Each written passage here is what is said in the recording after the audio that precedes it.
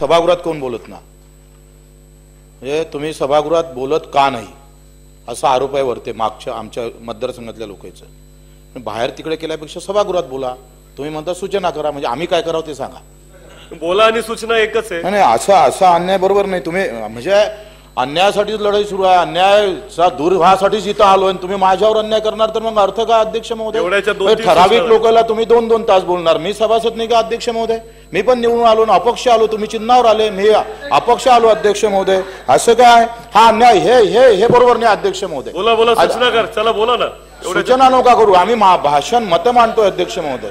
सूचना करणारा एवढा हुशार थोडा आहे मी. कमी भाषणात अब्राहम लिंकन म्हणत होते का 2 तासाचं भाषण करायचं असेल तर अभ्यास करायची गरज नाही, पण 2 मिनिटं बोलायचं असेल तर अभ्यास करा लागतो. मग असं कसं करतोय तुम्ही? अध्यक्ष महोदय, महात्मा ज्योतिबा फुलेचा फोटो पाहिला अध्यक्ष महोदय, आणि यांनी एक शब्द वापरला होता कलम कसाई. तलवारीपेक्षा लोक कलमीनं जास्त मेले अध्यक्ष महोदय. बंदुकीच्या गोळीनं कमी मेले अध्यक्ष महोदय, तलवारीनं कमी मेले, बॉम्बस्फोटनं कमी मेले. पण कलम आम्ही पाहतोय विचित्र वापरले, त्याचा दुरुपयोग केला अध्यक्ष महोदय, त्याच्यामुळे जास्त लोक मेले अध्यक्ष महोदय.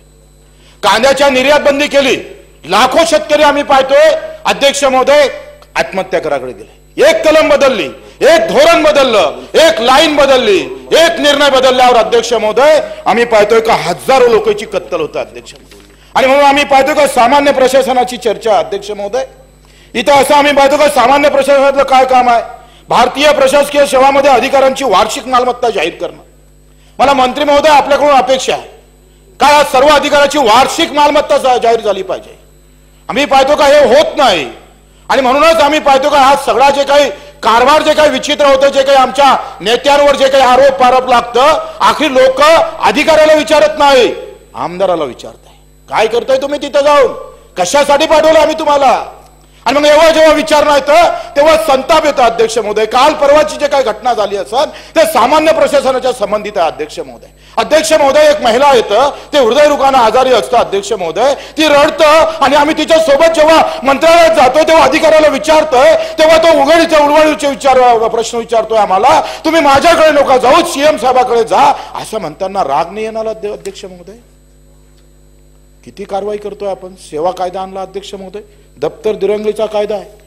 आपण IPS दप्तर दिरंगीमध्ये 167 असं म्हणतोय का नुकसान पोहोचवण्याकरिता लोकसेवकाने चुकीचे दस्तावेज जर तयार केले असतात तर त्याला दप्तर दिरंगीमध्ये आम्ही कारवाई केली पाहिजे. किती लोकांवर कारवाई झाली अध्यक्ष महोदय? अरे एक तलाठी जेव्हा फेरफार बदलून टाकतोय, आम्हाला हायकोर्टात जावं लागतं. हायकोर्टात एका तलाठ्यानं फेरफार चुकीचा केला तर काय शेतकऱ्याची ताकद आहे?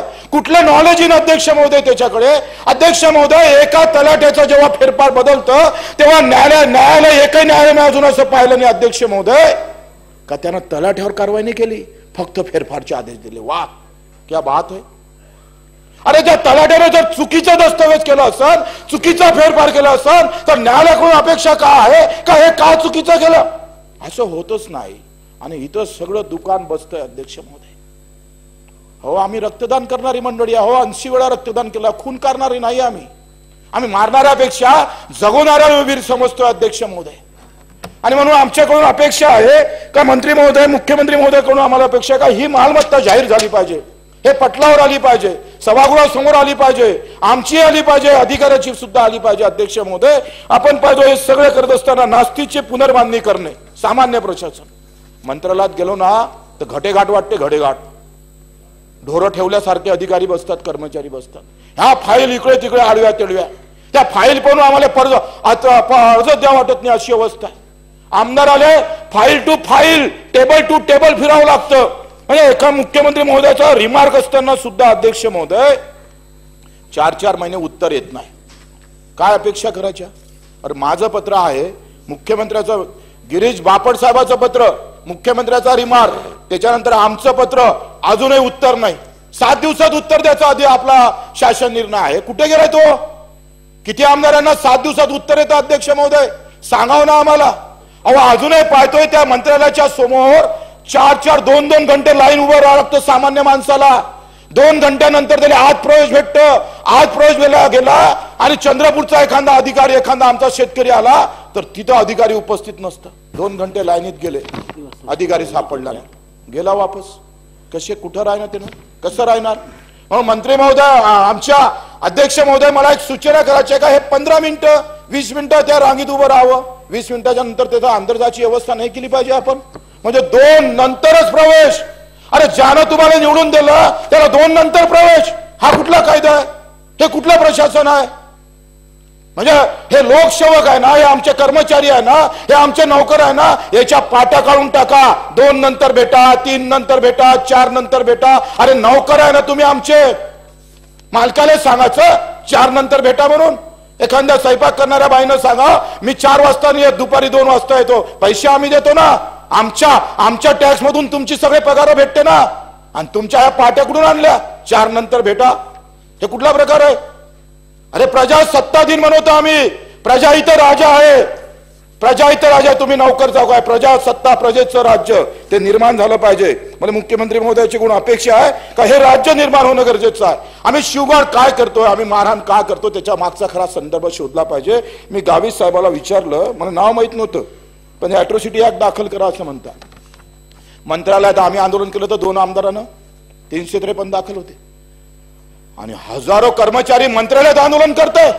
आझाद मैदान आहे ना तुमच्यासाठी, मंत्रालयात आंदोलन कसं केलं या कर्मचाऱ्यानं? कोणा परवानगी दिली अध्यक्ष महोदयांना? कोण तपासणार आहे? म्हणजे तुम्ही काही करायचं, कोण तपासणार आहे? कशी काय? माझ्यावर कारवाई झाली ना, मी कारवाईच्या समोर गेलो, मी अटक झालो, माझी जामीन. अध्यक्ष महोदय नाही, एक मिनिट. अहो, एक स्पष्टीकरणात्मक निवेदनामध्ये आपण या सगळ्या गोष्टी सांगितल्या आहेत बच्चूकडून. या गोष्टी आज परत तो विषय, आज सामान्य प्रशासनाचा विषय. आपण स्पष्टीकरणात्मक निवेदन जेव्हा केलं होतं तेव्हा आपण हे सगळ्या गोष्टी बोलल्या होत्या. अध्यक्ष महोदय, आपल्याकडून अपेक्षा अध्यक्ष महोदय का याची तपासणी झाली पाहिजे का आंदोलन कसं केलं, कोण केलं, कोणाची परवानगी घेतली, आणि जर त्याची कारवाई झाली नाही तर मी सुद्धा 21 तारखेला मंत्रालयात आंदोलन करणार. 50, 60, 200 लोक जाणार. माझ्यावर कारवाई झाली, सगळे आमदार मिळून करू, जे सोबत येईल ते सगळे. अध्यक्ष महोदय, याचा खुलासा झाला पाहिजे. मी चुकलो मान्य आहे, मला त्याच्या काही हे नाही, पण रांग लागता कामा नाही. सामान्य माणसाला 15 मिनिटात अंदर जाता आलं पाहिजे, हे व्यवस्था केली पाहिजे. अध्यक्ष महोदय, या सभागृहात जे कामकाज चालतं याच्यातलं 75% काम हे अधिकारी कर्मचाऱ्यावर होतं. चर्चा कुठे होतं आमच्या? तारांकित प्रश्न अधिकाऱ्यावर, कर्मचाऱ्यावर, त्यानं केलेला भ्रष्टाचार, त्यानं केलेला विलंब, त्यानं ठेवलेल्या पेंडिंग फाईल. आमच्या सगळे सभागृहाचं 75% काम हे फक्त कारवाई होत नाही म्हणून याच्यावर जातं. अर्ध्या अधिक न्यायालयात जे प्रकरण जातं त्याची तपासणी केली तर सगळ्यात जास्त अधिकाऱ्यानं केलेला काम चुकारपणा. मग दप्तर तिरंगी कायदा आहे, सेवा कायदा आहे, हे सगळे असताना किती जणांवर गुन्हे दाखल झाले, किती जणांवर कारवाई झालं ते पटलावर ठेवलं पाहिजे. अध्यक्ष महोदय, सामान्य प्रशासनाच्या माध्यमातून ही अपेक्षा आहे. GR कसे काढतो आपण अध्यक्ष महोदय? जर असे असेल तर तसे करावे, आणि तसे असेल तर काहीच करू नये. वार शासन निर्णय म्हणजे यांची भाषा यायलाच समजत नाही.